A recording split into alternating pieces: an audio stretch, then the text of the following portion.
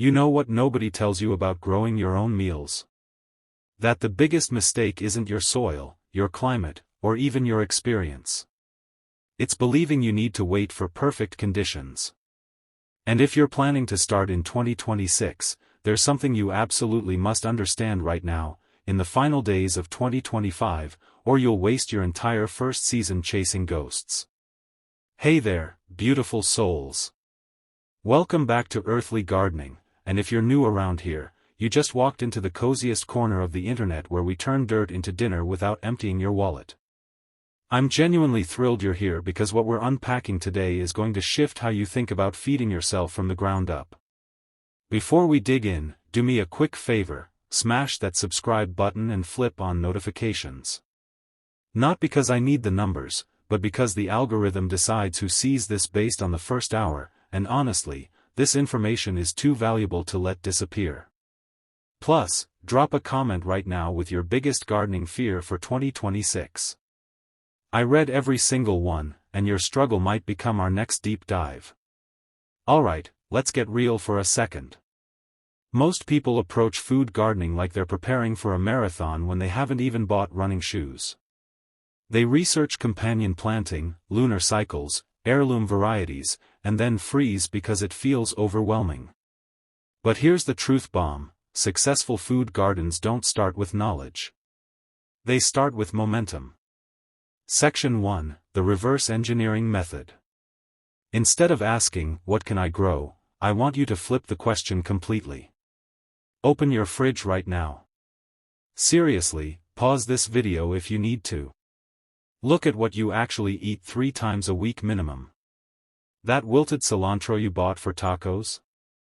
The cherry tomatoes in every salad? Those expensive organic greens that go slimy by Thursday? This is your actual garden blueprint, not some fantasy where you suddenly love kale because you grew it yourself. Start with 5 things you already spend money on repeatedly. For most folks, that's tomatoes, lettuce, herbs, peppers, and either cucumbers or zucchini. Notice something? These are stupid simple to grow, which is exactly why they dominate every grocery produce section. But here's where it gets interesting. When you grow these yourself, you're not just saving money. You're accessing flavors that don't exist in stores because they don't survive transport. A sun-warmed tomato 30 seconds off the vine tastes like a completely different species compared to that refrigerated imposter from the supermarket. Section 2, the calendar confusion nobody fixes. Now, about 2026 specifically. Everyone thinks gardening is a spring activity. Plant in April, harvest in summer, done. This mentality is exactly why most people get mediocre results and quit. The pros? They think in continuous cycles, not seasons. Here's what I mean: if you start planning in January 2026, you're already late for your spring crops. The real players are starting seeds indoors in February, hardening them off in March, and transplanting by early April. Meanwhile, they're also planning their summer succession planting, fall crops, and even winter harvests depending on their zone. But don't panic. There's a shortcut nobody talks about called the rolling start method. Instead of trying to nail perfect timing for everything at once, you stagger. Plant 1 tomato now, another 2 weeks later, another 2 weeks after that. Same with lettuce, beans, cucumbers. This does 2 magical things. First, you learn what actually works in your specific microclimate without betting everything on one attempt. Second, you get continuous harvests instead of 70 zucchinis in the same week followed by nothing. Section 3, the soil secret that changes everything. Let's talk about the elephant in every garden, your dirt. Most advice immediately pushes you toward soil tests, pH charts, amendments, and a shopping list that feels like a chemistry degree. Forget all that for now. There's one factor that matters more than almost everything else combined, and it's something you can diagnose and improve in about 20 minutes. Drainage. That's it. More gardens fail from waterlogged roots than from pests, diseases, or nutrient problems put together. Roots need oxygen as much as they need water, and soggy soil suffocates them. Here's the simple test: dig a hole about 1 foot deep, fill it with water, and watch. If it hasn't drained within 4 hours, plants will struggle no matter how rich the soil is. The fix isn't fighting your yard, it's working around it. Don't till your soil into submission. Build up instead. Raised beds, containers, or even slightly mounded rows instantly improve drainage. You're creating small islands of plant-friendly soil without fixing the entire yard. And here's the best part: you don't need premium mixes. Blend the cheapest potting mix you can find 50-50 with your existing dirt, fill your bed, and plant. You've just solved about 80% of common soil problems quickly, cheaply, and permanently. Quick pause because I need your help with something. If you're finding value in this, tap that like button so I know this approach resonates. And seriously, comment below with your growing zone or general location. I'm building a community map of where everyone's gardening from, and it helps me create more relevant content for your specific climate. Plus, other viewers can connect with folks in their area. Alright, back to making you a food-growing machine. Section 4, the variety trap and how to dodge it. Seed catalogs are designed to mess with your confidence. 300 tomato varieties, each claiming to be the holy grail of flavor. What they rarely say is that many commercial types were bred for shipping toughness and shelf life, not taste, and plenty of heirlooms were selected for very specific microclimates that may have nothing to do with yours. The real sweet spot is regional classics. These are the varieties your local growers have trusted for decades because they work in your soil, heat, humidity, and rainfall. Ask at independent nurseries, join regional gardening Facebook groups, or talk to vendors at farmers markets. When someone says, "I've grown this for 20 years and it never fails," that's not nostalgia, that's field-tested reliability. Here's the pro move: always plant at least one boring variety alongside your fun experiments. That boring variety is your insurance policy. Go ahead and try the purple dragon carrot or striped tomato, but back it up with something proven like Nance carrots or a classic Roma. When the experiment flops, and some always do, you'll still be harvesting food instead of lessons. Section 5, the watering wisdom everyone gets backward. Most new gardeners swing between two extremes, drowning their plants with daily sprinkling or forgetting them for a week. Both stress plants, just in different ways. The sweet spot sounds counterintuitive at first if you want to water deeply, but not often. Here's why it works. Shallow, frequent watering trains roots to hang out near the surface where moisture is easy. Those roots dry out fast, overheat easily, and panic the moment you miss a day. Deep watering, on the other hand, pulls moisture down into the soil. Roots follow it.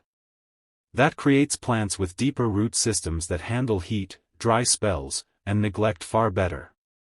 The technique is simple but deliberate: water until you see slight pooling, stop, let it soak in, then water again. This pushes moisture past the surface and fills air gaps in the soil profile. After that, leave it alone. Don't water again until the top 2 inches of soil are dry. Stick your finger in the dirt, that's your moisture meter, and it beats any gadget you can buy. When you water this way, plants grow tougher, not dependent. Section 6, the pest philosophy that saves your sanity. You're going to lose some crops to bugs. Accept it now, and you'll sleep better. The goal isn't a sterile, pest-free garden. That's an agricultural fantasy that depends on chemicals you don't want anywhere near your food or soil. The real goal is abundance, growing enough that a little sharing with insects simply doesn't matter.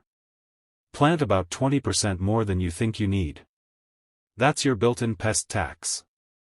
But be smart about it. Use sacrificial plants and strong-smelling companions like basil, marigolds, dill, or nasturtiums around your most valuable crops. Many pests will stop at the easy, tasty targets and never reach what you're protecting. Think of it as distraction, not defense. And for the love of soil, stop trying to kill everything that moves. Most insects in your garden are neutral or they're actively hunting the ones causing damage. When you spray broadly, you wipe out your allies and invite bigger problems later. Hand-picking obvious pests like hornworms or slugs, especially early in the morning or at dusk, is surprisingly effective, oddly satisfying, and keeps your garden's balance intact. Section 7. The harvest hack that multiplies your yield. This one sounds too simple to matter, but it's the quiet line between SOSO harvest and a garden that just keeps giving. Pick frequently. Most vegetables are biologically wired to produce seeds and then shut down. When you harvest often, you interrupt that process. The plant thinks, mission not complete, and responds by pumping out more flowers and more fruit. Zucchini, cucumbers, beans, peppers. This rule applies across the board. Check plants at least every other day during peak season. Don't wait for magazine perfect size. Slightly early harvests are usually more tender, better tasting, and far less bitter. That small cucumber you picked today didn't reduce your yield, it triggered the plant to make several more tomorrow. Leafy greens and herbs work the same way, just with a different technique.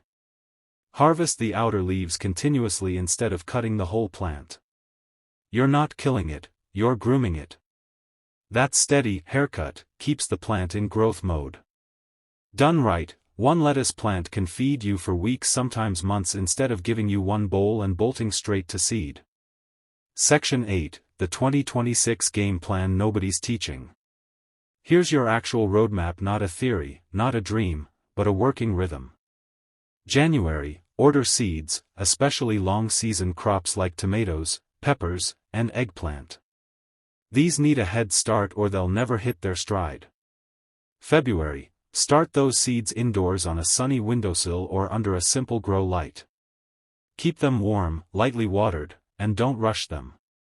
March, direct sow cold hardy crops like peas, lettuce, spinach, and radishes outside, and begin hardening off your indoor seedlings so they don't get shocked. April, transplant your indoor starts and direct sow fast growers like beans, cucumbers, and squash. This is when the garden starts feeling alive. May, plant heat lovers basil, melons, corn, and anything that sulks in cool soil. June through August, succession plant quick crops like lettuce, beans, and carrots every couple of weeks so harvests don't all hit at once. Keep watering, mulching, and harvesting. September, shift gears to fall crops: broccoli, cabbage, kale, and more lettuce. October, plant garlic for next year and keep harvesting whatever's still producing. Notice what's missing? The idea of being done. You're never done, and that's the point. You're in an ongoing relationship with your food supply. It sounds like work, but it becomes a rhythm. 10 minutes a day keeps everything moving, and the garden pays you back in consistency instead of chaos. Look, growing your own food in 2026 isn't about becoming some self-sufficient homesteader unless that's your thing. For most of us, it's about reclaiming a tiny bit of control in a world where everything feels managed by someone else. It's about knowing exactly what went into your body and teaching your kids that food comes from soil, not plastic. You're going to make mistakes. Your first tomato plant might croak. Squash bugs will throw a party in your zucchini. But I promise you this, the first time you make a salad entirely from your backyard, something shifts. You'll understand why humans have done this for 10,000 years. If this helped clarify your 2026 food growing journey, smash that like button and subscribe, because we're doing this together all year long. Drop a comment telling me what you're most excited to grow, and don't forget to share this with anyone who keeps saying they want to start a garden but never does. Sometimes people just need permission to begin messy. Until next time, keep your hands dirty and your spirit grounded. This is Earthly Gardening, and I'll see you in the next one.